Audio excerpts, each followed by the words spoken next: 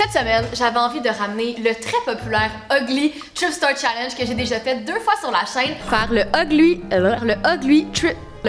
Thrift Store. Ah, je suis pas capable de le dire! Mais d'une toute nouvelle manière, parce que cette semaine, au lieu de se concentrer sur les vêtements laids en friperie à transformer, j'ai décidé de me concentrer sur les objets déco laids en friperie que je pourrais transformer pour essayer de les rendre cute. Pour vous rafraîchir la mémoire, le but du Ugly Thrift Store Challenge, c'est d'aller en friperie et d'essayer de trouver les trucs les plus laids et de les transformer pour les rendre cute. Je pars à l'instant vers le village des valeurs à la recherche d'objets déco un peu weird. Le but, ça va être d'essayer de trouver des choses qui sortent un peu de l'ordinaire, qu'à première vue, sont pas super tentants, mais que peut-être qu'avec un petit coup de main ou en les stylant d'une certaine manière dans mon appartement, je vais être capable de les faire fonctionner. Les friperies regorgent d'items un peu étranges. Certains items sont tellement étranges, tellement bizarres que personne veut les prendre pour leur donner une seconde vie. Et ben moi, j'étais cette personne cette semaine. C'est exactement pour ça que j'aime ça magasiner de la petite déco en friperie, parce que tu peux faire des espèces de trouvailles bizarres, mais des trouvailles bizarres qu'une fois mis dans ton appartement peuvent rendre ton décor vraiment cool, vraiment unique. Donc j'ai vraiment hâte de voir qu'est-ce que je vais trouver.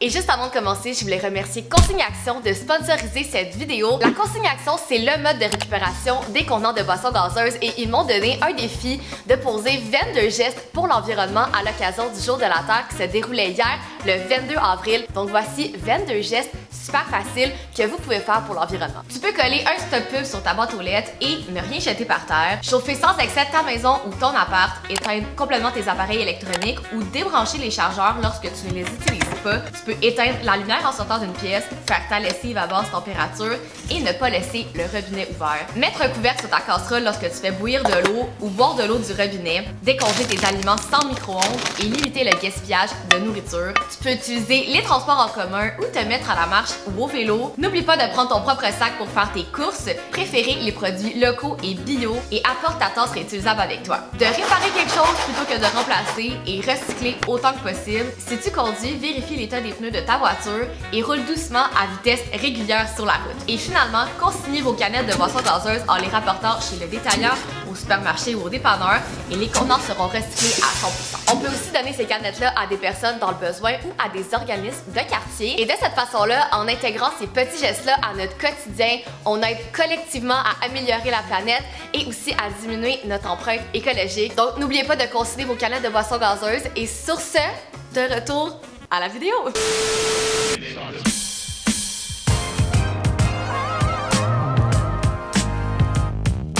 Je sais pas ce que je peux faire avec ça, mais c'est vraiment laid. C'est très très laid. Ça c'est bizarre, c'est pas très beau, mais je pense que je pourrais faire quelque chose avec ça.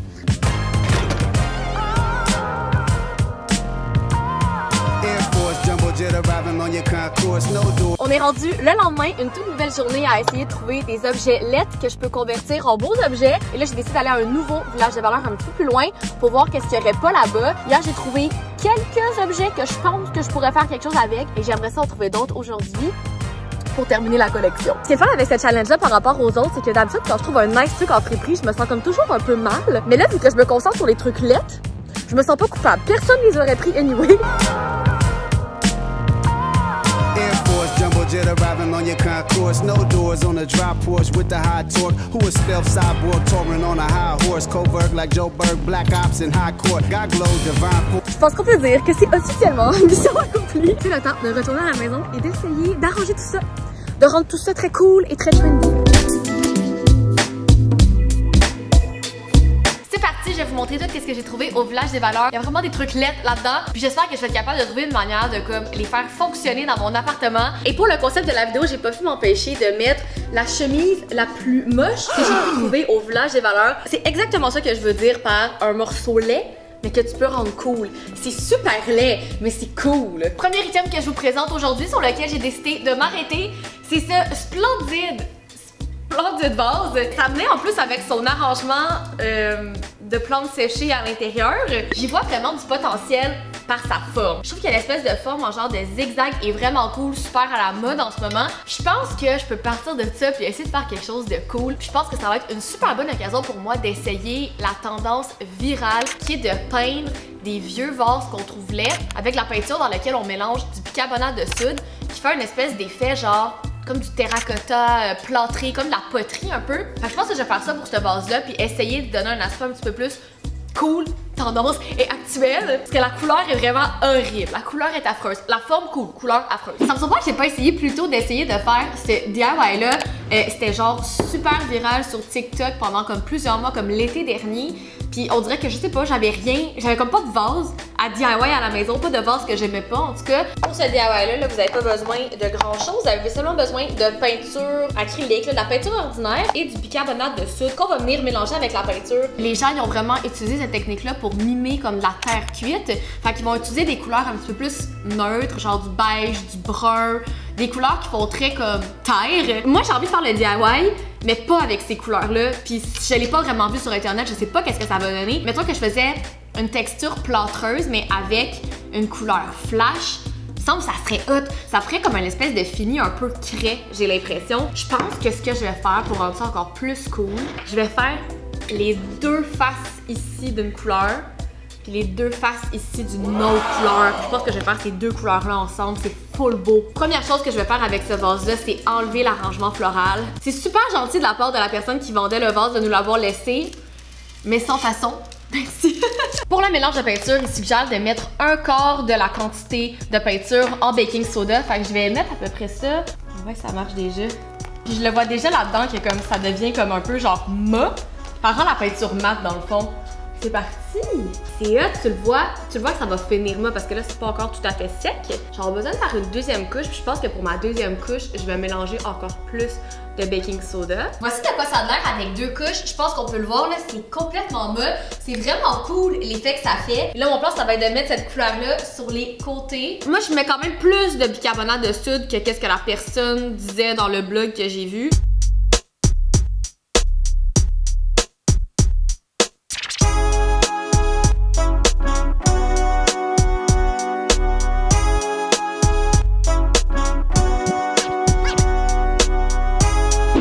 Contente du résultat final de ce premier DIY. Puis je peux vous dire que la technique avec le bicarbonate de soude fonctionne super bien.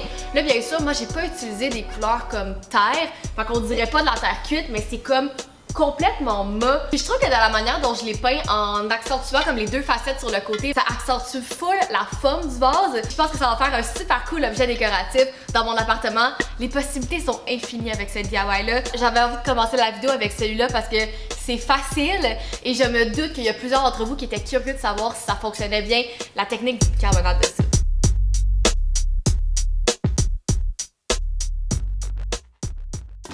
Deuxième item que je vais tenter de revamper, c'est cet abat-jour qui m'a coûté 2,99 $. Limite la fille, elle voulait pas me le vendre, elle m'a dit « T'es sûr que tu le veux? Il est genre tout dégueu, il est tout pété. » Je voulais prendre l'abat-jour super laid, super abîmé, que je sais que personne n'allait jamais prendre. Il est vraiment dégueu. Ça fait longtemps que j'ai envie de faire un DIY d'abat-jour. Je me suis dit que c'était le parfait moment pour l'essayer et de fabriquer un nouvel abat-jour avec de la laine. Comme vous savez, j'ai finalement complété ce mur de pompons qui m'a pris 6 mois à faire. J'ai tout documenté ça sur Instagram si jamais ça vous intéresse de voir. Donc, il me reste de la laine en masse que je vais utiliser pour faire ça. J'ai vraiment hâte de voir qu'est-ce que je vais être capable de faire avec cet abat-jour. La personne au village des valeurs comme voulait vraiment pas me le vendre. Elle était comme pourquoi tu vas acheter ça, voyons donc. La première étape, c'est pas compliqué, on va démolir notre abat-jour puis on va juste garder la structure. Disons que vous avez envie de refaire cette DIY là et que vous n'avez pas envie de patenter une structure d'abat-jour vous-même, c'est la parfaite solution.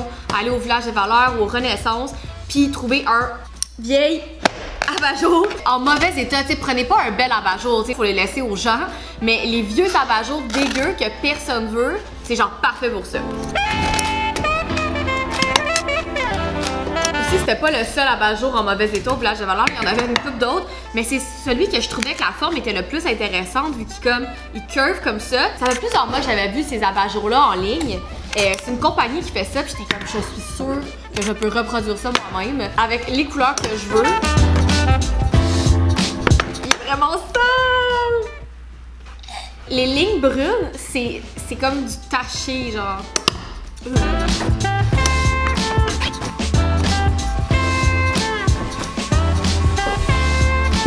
Voici de quoi la structure de l'abat-jour a l'air maintenant que j'ai enlevé comme tout le tissu autour. Et tout ce que vous avez besoin pour ce projet-là, c'est la base de l'abat-jour et d'un bon paquet de laine de différentes couleurs, des couleurs de votre choix dans le fond. J'ai pas vu de tutoriel pour faire ce que j'ai envie de faire. Je vais comme me baser sur des photos que j'ai vues puis y aller un peu au feeling. Vous allez voir là, c'est super simple, ok? Le but de ces projets-là, c'est que ça soit facile, que vous allez au village des valeurs, que vous pognez le truclet et que vous pouvez le modifier facilement pour le rendre vraiment cute pour pas cher. J'y vais avec mes restants de laine que j'ai de mon mur de pompon, là, fait que les couleurs vont être similaires. Il y a cette palette-là que j'ai pas utilisée, que je vais utiliser en majorité pour faire le tour de l'abat-jour. Puis ensuite, je vais faire un mix de toutes ces couleurs-là pour chaque petite section autour de l'abat-jour. L'idée, c'est que ça fasse des espèces de sections comme ça de différentes couleurs que je vais venir comme enrouler tout le long de l'abat-jour. J'ai tellement hâte de voir de quoi ça va avoir l'air. C'est vrai que dans ma tête, ça fait beau là. Fait qu'on vient faire un nœud à la base en haut. Et avec notre laine, on va enfiler par petites sections autour de l'abat-jour, fait que de haut en bas comme ça. Puis j'essaie de garder les fils quand même assez là, tendus pour pas qu'il y ait d'espace comme entre chaque fil. Puis que l'abat-jour ait vraiment l'air comme en tissu. À date, ça fait vraiment cool. Ça, tout le tour, ça va être vraiment beau.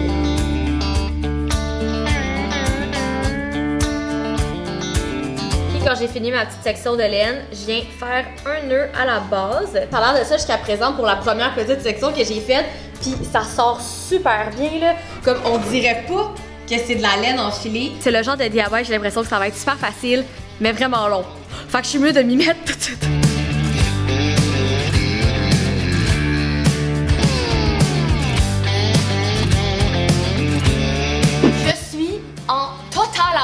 Avec le résultat final de l'abat-jour. Ça fait longtemps que j'ai envie d'essayer de faire cette DIY-là. Est-ce que vous capotez sur le résultat final comme c'est insane? Ça a été quand même long à faire, d'enrouler la laine tout le tour de l'abat-jour comme ça, mais c'était hyper facile. Le résultat final est tellement cool. J'ai une lampe qui traîne à la maison qui n'a pas d'abat-jour.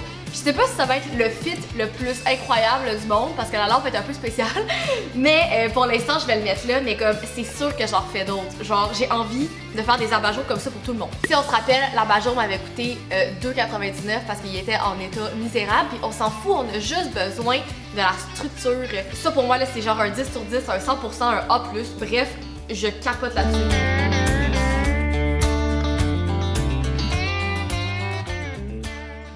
J'avais envie de faire des DIY de cadres-lettes. Dans les friperies style Village des Valeurs Renaissance, c'est ma place pour trouver des nice cadres vintage. Et ces deux cadres-là ont particulièrement attiré mon attention. Ils sont tous les deux très laids. Je pense pas que beaucoup de monde aurait gravité vers ces cadres-là en les voyant au Village des Valeurs. Je pense qu'en leur donnant un petit coup de peinture puis en changeant l'image à l'intérieur, je pourrais leur donner une deuxième vie quand même cool. Je pense que ça fitterait dans mon appartement aussi. Puis sinon, c'est le genre à mon appartement. Mais à la base, ils sont pas très beaux. Ils ont besoin d'aide. Je trouve vraiment que les formes sont intéressantes. Je pense qu'il y a vraiment manière de rendre ça cute avec une petite couche de peinture. J'ai préparé mes cadres en enlevant l'intérieur, donc la vitre et l'espèce de petite image qu'il y avait. Puis en gossant avec ce cadre-là, je me suis comme rendu compte. Je pense que c'est quelqu'un qui a fait ça comme lui-même puis qui s'est retrouvé après au Village des Valeurs. On peut voir ici, ça a été comme broché. Il y a certains cadres que je pouvais enlever les vitres puis d'autres non. Personnellement, je préfère toujours utiliser de la peinture pour les murs, pour peindre ce genre de truc-là parce que c'est plus opaque, ça va plus vite. Mon plan de match pour ce cadre-là, ça va être le peindre d'une seule couleur, genre une belle couleur flash. Ça va un peu enlever l'effet comme tronc d'arbre que j'aime vraiment pas. Et pour celui-là, je pense que je vais peindre comme chaque petit cadre de plein de couleurs différentes, faire comme une espèce d'explosion de couleurs. Ce cadre-ci, je l'imaginais ce full beau jaune-là. Je pense que ça pourrait faire vraiment cool. Je pense que d'y aller avec une couleur vraiment comme pâle puis vibrante, ça va vraiment aider. Là. Déjà là, c'est comme full beau.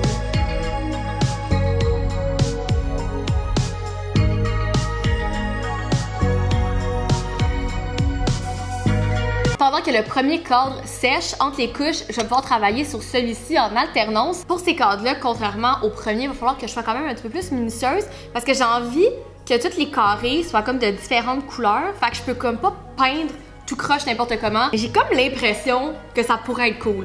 Dans ma tête, c'est beau.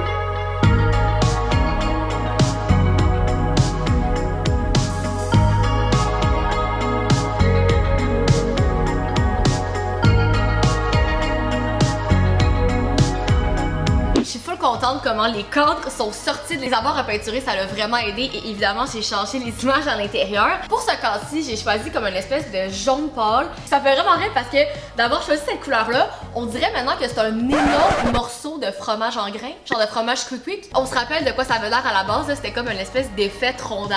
Et là, on dirait une grosse crotte de fromage. C'est sûr que je le mets dans ma cuisine. Une fois que j'ai vu qu'on dirait que c'était une crotte de fromage, je pouvais plus me l'enlever de la tête, genre. Et pour celui-là, comme on va se le dire, la transformation, elle est majeure. J'aime beaucoup le mix des couleurs que j'ai choisies, qui sont comme très pastel. Puis d'avoir mis des images aussi qui sont super colorées à l'intérieur, ça fait comme ressortir la forme du cadre. C'est exactement comme ça que je l'imaginais quand je l'ai vu au Village des Valeurs. C'est vraiment, vraiment plus beau que qu'est-ce que c'était. Puis on s'entend là dans le cas de ces deux transformations-là, c'est tellement, tellement facile. Il suffit juste de trouver un item déco avec une forme spéciale. C'est comme ça le secret. Essayez de pas regarder la couleur, la texture de l'objet. Essayez juste de vous fier à la forme. Si vous trouvez que la forme est cool, après ça, vous pouvez juste leur peindre de n'importe quelle couleur puis donner une deuxième vie. C'est vraiment comme ça que je fonctionne quand j'essaie de trouver des éléments de déco dans mon appartement. Je me fie à la forme en premier, puis après ça, si j'aime pas la couleur, ben je la change.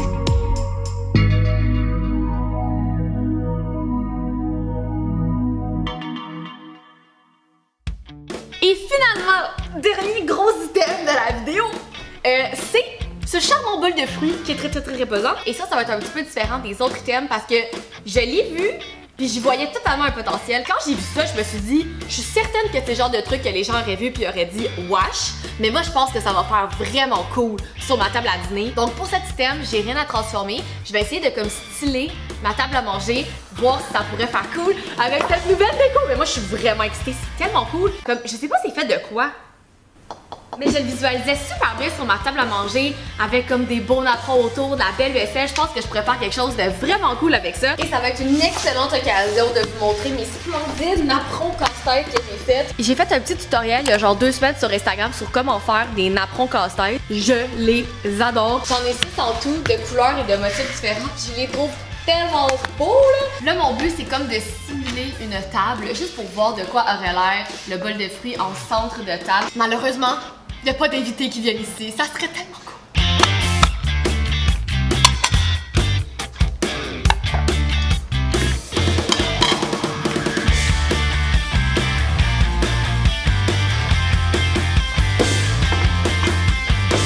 Je pense que ça va être boum! Boum! C'est le bol de fruits de mes rêves. C'est exactement ce que j'imaginais. Je trouve que ça fait super beau avec la déco du reste de ma salle à manger. C'est comme full intense. C'est vraiment nice. Et étant donné que ma table de cuisine est comme en espèce d'effet béton, je trouve que le bol de fruits et les fruits qui sont aussi un peu en genre d'effet comme béton plat, je trouve que ça s'agence super bien les deux matériaux ensemble. Quand je l'ai vu au Village des Valeurs, c'est exactement ça que j'imaginais. Je trouve que ça fait comme ludique, mais en même temps ça fit. Genre on dirait pas que c'est une joke, là, on dirait que j'ai vraiment mis là parce que ça me tentait de le mettre là. Je trouve que c'est comme une twist complètement différente du fameux bol de fruits au centre de la table. Mais là les fruits sont comme démesurés, sont énormes.